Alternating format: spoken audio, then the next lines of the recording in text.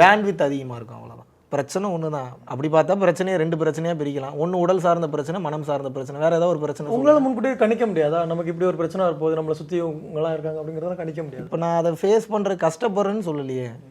நார்மலாக ஃபேஸ் பண்ணுறதோட எங்களுக்கு கொஞ்சம் ஜாஸ்தி தான். இருந்தாலும் we have to come out of this. எல்லாத்தையுமே அதை நம்ம ப்ராக்டிஸ் பண்ணி தான் பண்ணி ஆகணும்.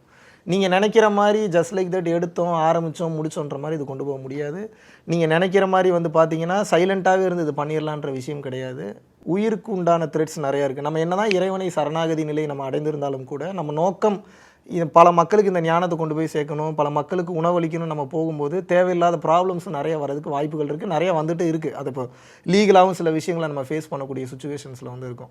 ஸோ சில நேரத்தில் இருக்குது அப்படின்னு சொல்கிறீங்க. இப்போ மகாவிஷ்ணு வந்து உயிருக்கு பயப்படுறாரா? பிரதர் இது எப்படி நீங்கள் எனக்கு புரியலையே. இப்போ அச்சுறுத்தல் இப்போ நான் இப்போ நீங்கள் இலக்கணமாலாம் பேசுனீங்கன்னா இப்போ நான் ரொம்ப இலக்கணமாக அப்புறம் உள்ள வருவேன் நான். நீங்கள் அச்சுறுத்தல்ன்றது தனி வார்த்தை.